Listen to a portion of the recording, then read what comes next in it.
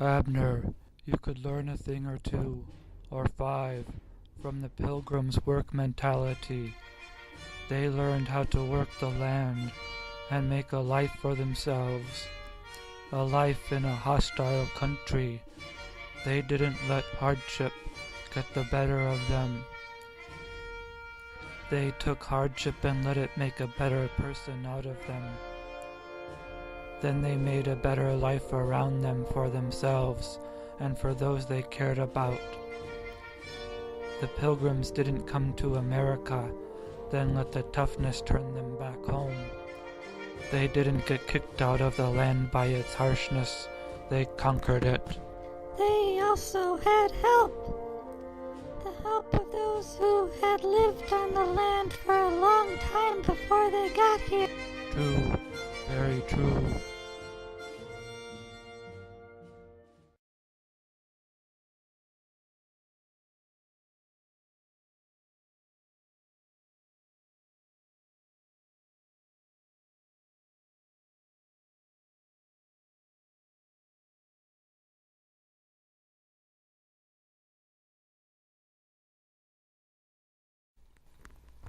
And I thought I was assertive and adamant regarding Thanksgiving being about food, but Abner takes it to a whole new level. I didn't even blink, and his food was gone. You know, Abner, you weren't alone at school. You have your teachers and instructors and counselors there to help you as well. I know. That's why. Why what, Abner? Why I put the Kool-Aid in the gas tank. Well, I'll be. What? Don't you see, Jingles? No, I don't see. All I see is that we're eating Thanksgiving dinner in a diner. Beyond that, Abner didn't want to leave the boarding school. Even with all the chicanery, he still likes it there. So by putting the Kool-Aid in the gas tank, he was trying to stay? That about sums it up. You could have just told someone, Abner. Nobody ever listens to me. And another piece of the puzzle falls into place. Is that why you do these things? Say the things you do? For the attention? Sometimes. Well, Abner, let me tell you something. If you really want people to listen to you, if you really want to make a home for yourself, where you'll be welcome and respected, a place that you can consider home, you can't be treating them as you have been. You have to treat people with kindness, dignity, courtesy, etiquette. If you treat people with kindness, you'll get treated with kindness. If you treat people badly, you'll get treated badly. It's a circle, Abner, one that goes on and on and on. Good or bad, the only one who can break it is you. I guess it's about that time, isn't it, Jingles? I'd say so, Lazar. It's more than appropriate. Abner, we've got some films to show you.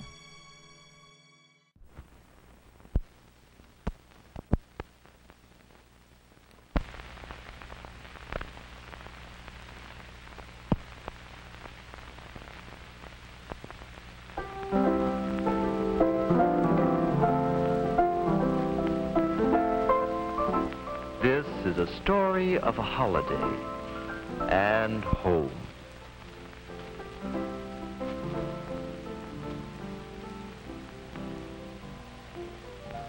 Helping make ready a celebration is part of the fun.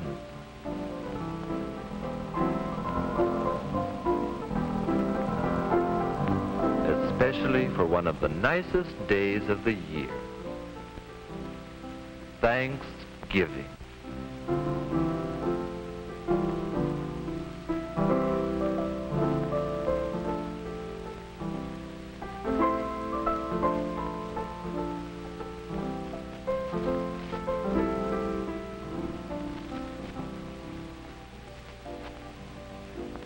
There is happiness in the air. And the smell of turkey.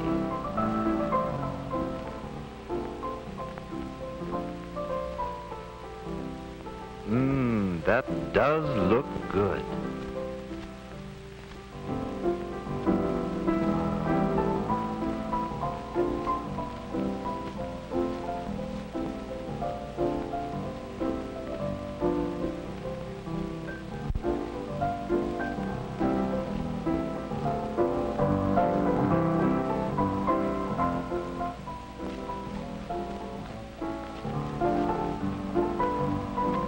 Thanksgiving is a day for the best of everything.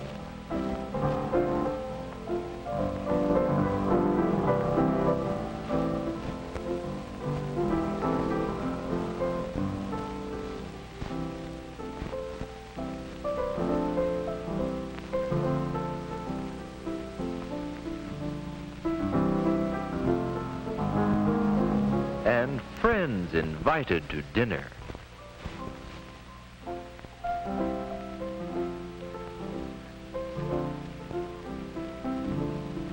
We remember the Pilgrims had only rough tables on which to serve the first Thanksgiving feast, yet it was shared with friendly Indians.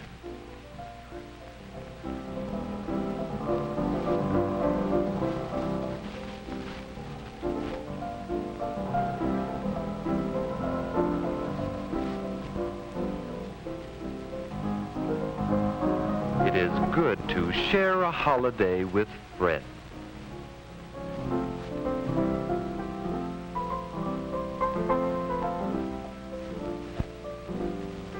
And it is good to have friends like to come to our home.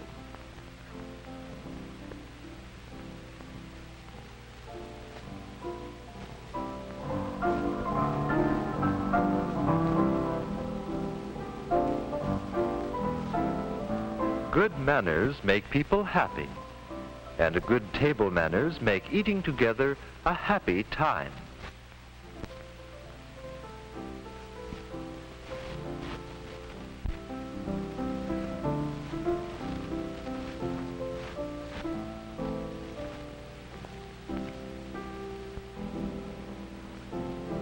We are thankful for our home and our happy meal. We are glad we have good table manners and know what to do with a napkin.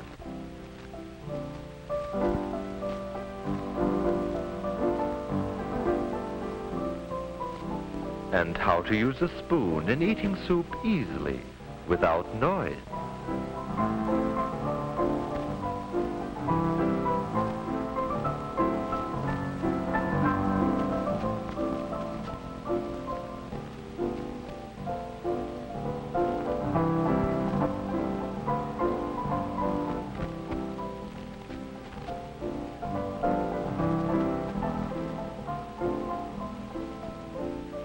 It just wouldn't be Thanksgiving without turkey.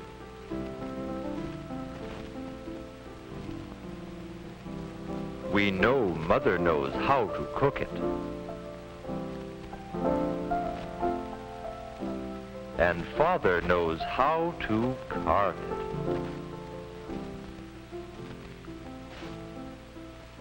it. It is fine to know how to sit up and watch it being carved.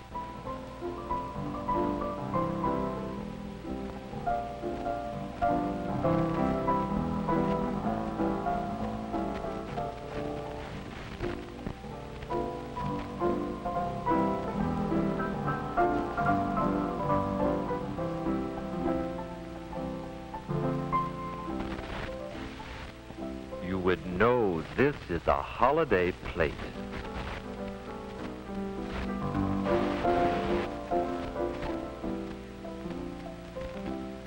At the first Thanksgiving dinner, the Indians didn't eat turkey with a fork. But it is easy to learn to use one the right way, to take small mouthfuls.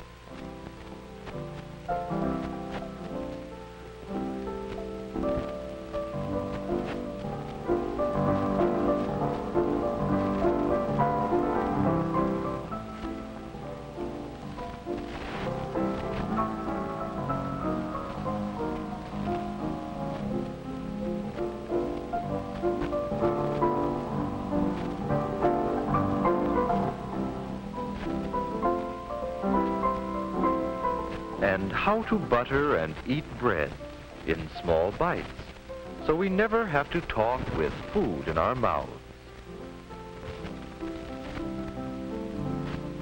It is good to have learned to chew with lips closed and know when to take a drink.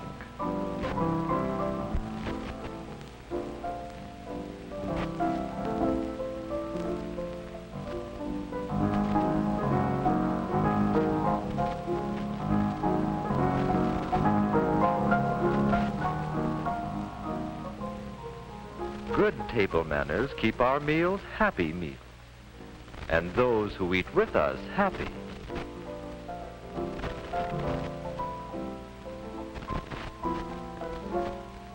Learning to use a knife the right way takes practice, yet each time we do, it becomes easier.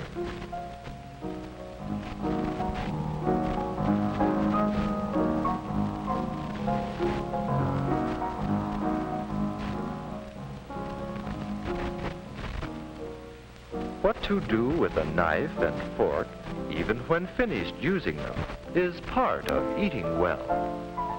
Holidays are days to be glad, and all good manners are ways to make people glad. We like to offer help, or to help when asked.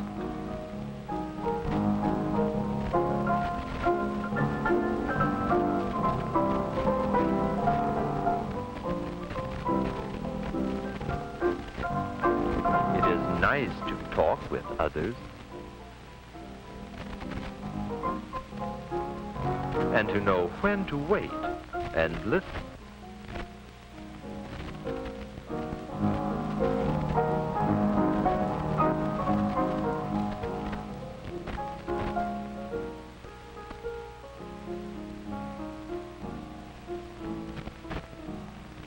We are glad to eat neatly, without spots.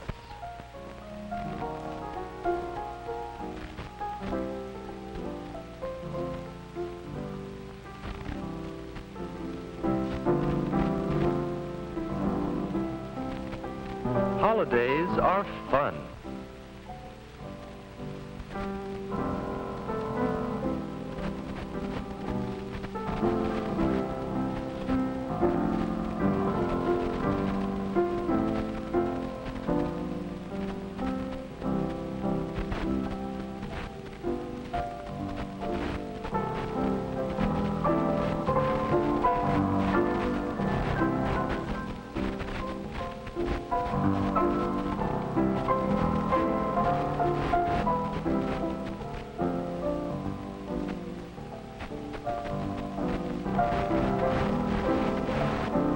And it is good to be part of a celebration.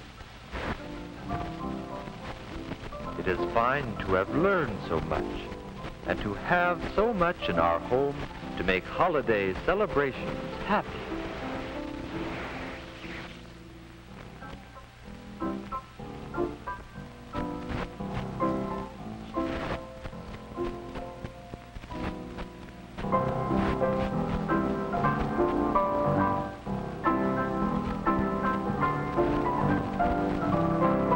Now, could you wish for more?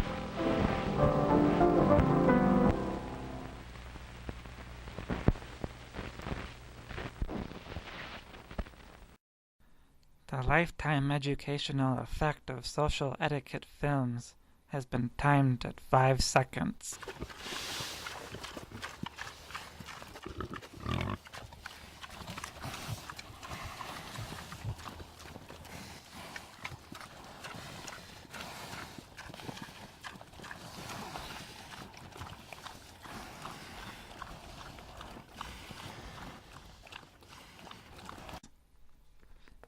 Did you say something, Jingles?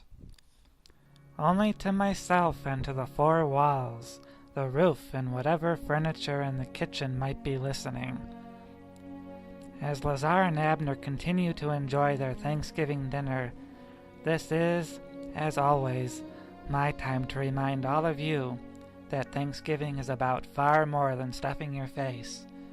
Regardless of what present company might be currently demonstrating, Thanksgiving is about spending the day with those whom you care for. It's about taking a look around you, seeing who is around you, what is around you, taking note or taking stock, seeing all that you've been blessed with, and realizing just how much you have to be thankful for. 364 days a year. So many of us think so much about what we don't have. One day a year we've set aside to think about what we do have, not just materially, but in family, in friends, in the lives that touch ours. This is what Thanksgiving is truly about. So wherever you are this day, whomever you are with, that you are there with them, that's enough to be thankful for, isn't it? That's the essence of Thanksgiving. In this spirit, I offer to you, for the 4th year in a row, Day of Thanksgiving, my reminder to all that no matter what your life circumstances may be, so long as you have a roof, heat, food, drink, and friend, you've all you need in life to offer up a prayer of thanks. No matter what that roof is made of, where the heat comes from, what the food or drink is, or even if that friendship is but a dog or a kitty, that you have these things, they are still no less a blessing. Please, Lord, let it be said this day, God bless us, every one. I introduce to you now a day of thanksgiving.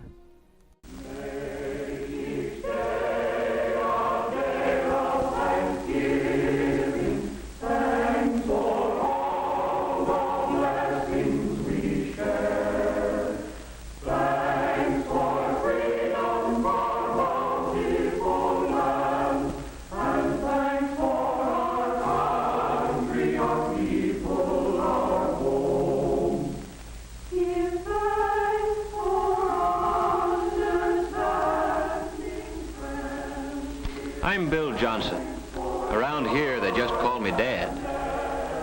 I've been trying to read, but I just can't seem to do it. I keep thinking about today, Thanksgiving Day. We Johnsons had a good Thanksgiving, the best we've ever had. And I can't help thinking that what made it better was a real feeling of thankfulness. And that's odd, too, when you consider the shape things were in when I got home from work yesterday. Kids, Dick and Tommy and Susan, were all home from school. And of course, Mother and the baby were there. As kids will, mine were living tomorrow right along with today, looking forward to Thanksgiving. And like most men, I'm glad it was Mother instead of me who had to break the news to them. Tomorrow's Thanksgiving. Turkey and dressing and pie and cake.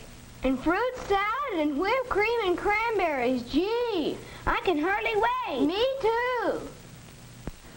Well, you know, children, we've had a lot of expenses this month, and, well, your father and I thought that,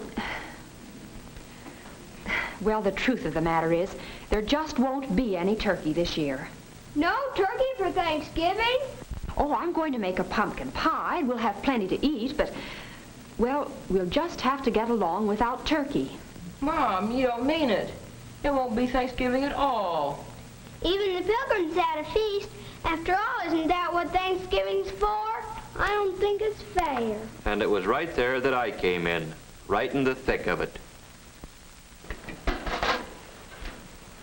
Hello, everybody. Hi, Paul. Hello, Mother, Dick, Susan. Well, what's been going on around here? What's the matter with everybody, anyway? Mom says we're not going to have any Thanksgiving. No turkey, no good thing. A fat lot we're gonna have to be thankful for. Oh, I don't think you kids really mean that. We do, too. We've always had turkey for Thanksgiving. Yes, and everybody else in the block's gonna have it this year. Same as always. Yes, we've always had turkey, just as a lot of Americans have had it, and we'll keep on having it.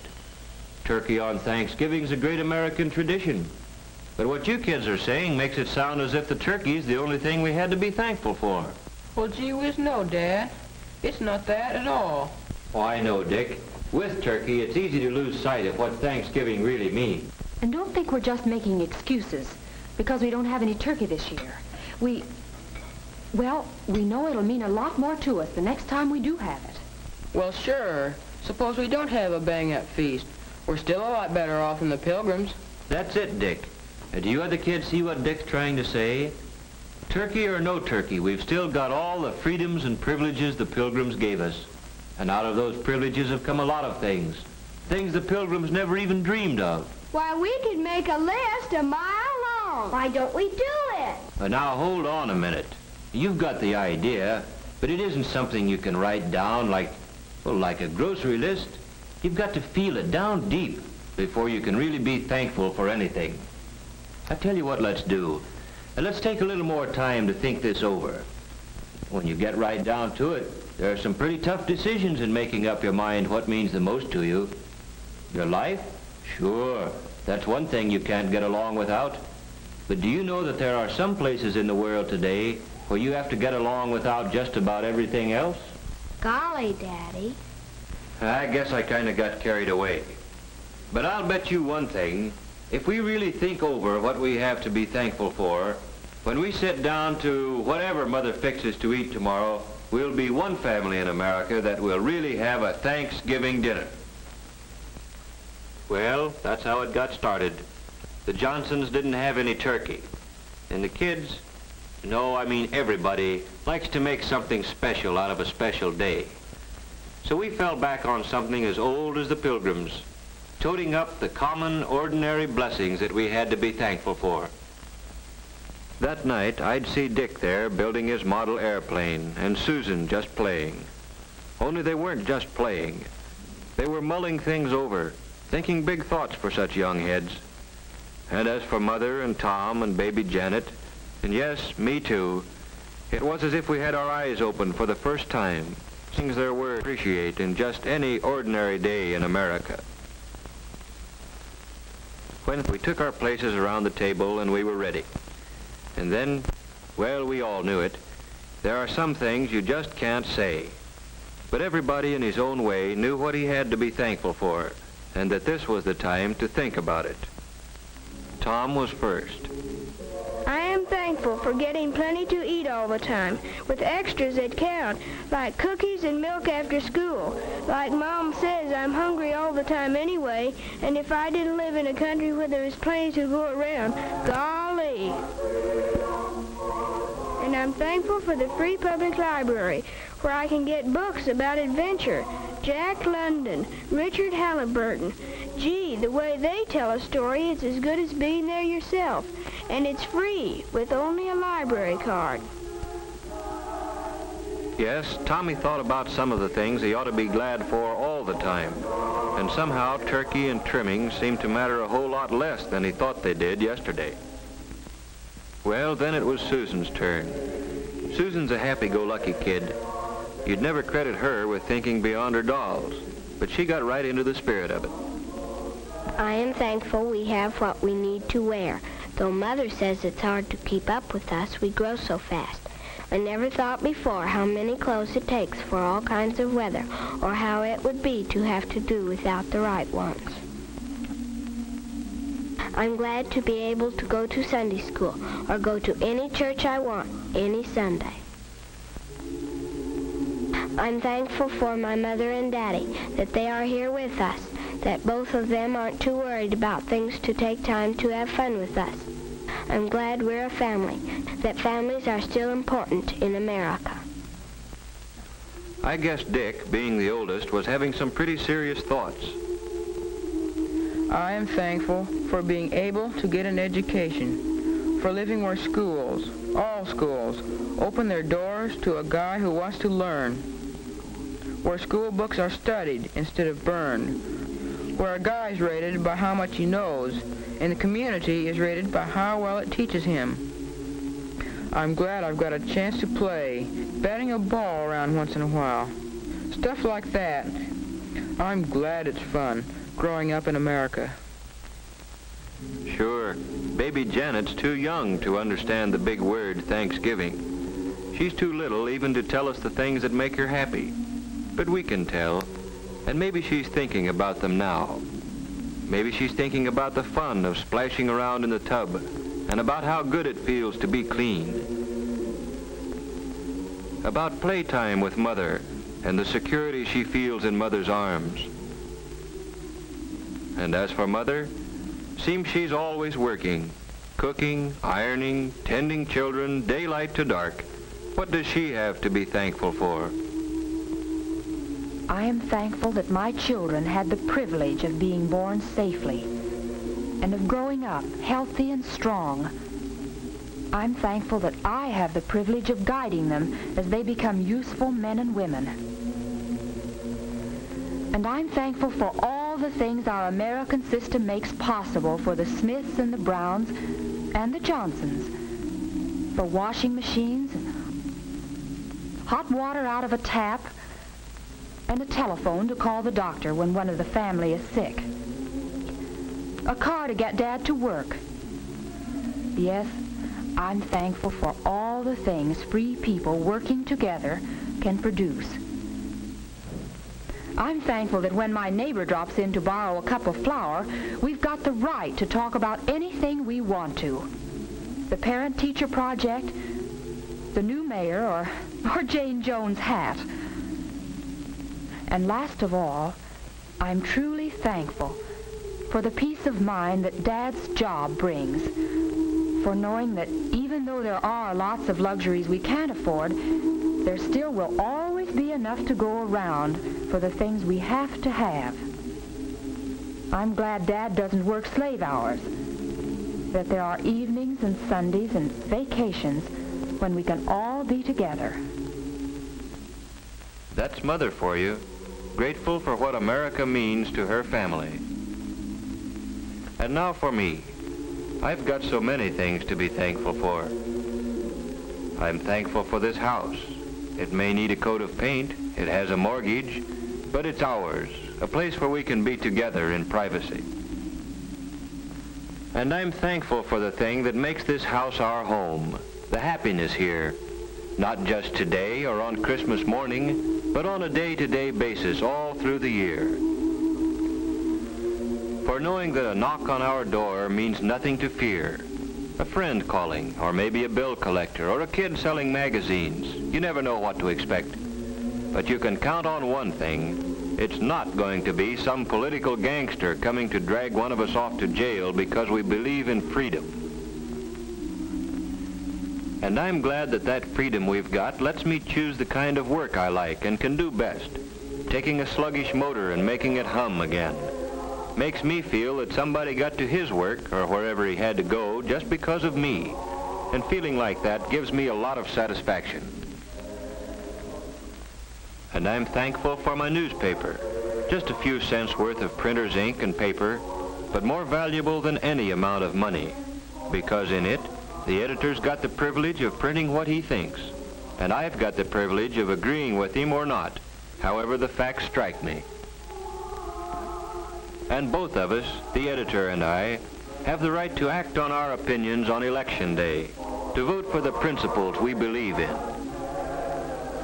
And finally, I'm thankful for being able to believe, in spite of everything, that somehow, someway, the unity we've got here in the Johnson family will someday spread to men and nations throughout the world.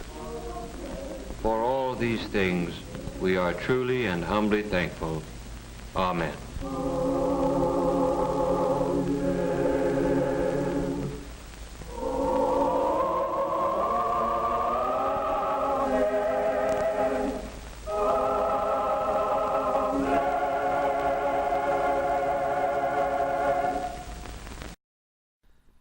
I'm almost afraid to ask this, but Abner, what have you learned from this little experience? That if you want a good meal, stay at home. Give him time, Jingles. He's just a lad yet. It took me a few years before I started paying attention to what you've been saying about Thanksgiving, about it being more than turkey. You know what Thanksgiving has always been like at Abner's house. This is the first time he's ever been exposed to patriotism or any kind of religion, Give him time. After a few more years, a few more viewings of Day of Thanksgiving, it will start to sink in. I suppose. Only, isn't it a shame that we all start off so innocent, yet in so short a season we go from a blank slate of innocence to this? Yes, it is a shame, but a lot of us do come back to the innocence of a child again, Jingles. How do you mean, Lazar? Matthew 18:3. Truly I tell you, unless you change and become like little children, you will never enter the kingdom of heaven. Yes, I'd forgotten about that. Once lost, now found. Was blind, but now I see. How do you get so smart, Lazar? I have a really good friend who's also pretty smart on occasion. He just needs to be reminded of it now and then. Come on, I see my pop, and he's waving at us. I guess the car's all fixed. It's time to go home. That pumpkin pie should be all cooled off by now, too. Pumpkin pie!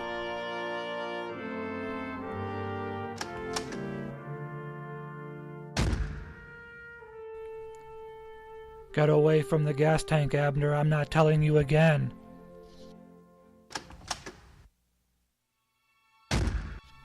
Let us all write down our blessings this day, for tomorrow we might not remember them.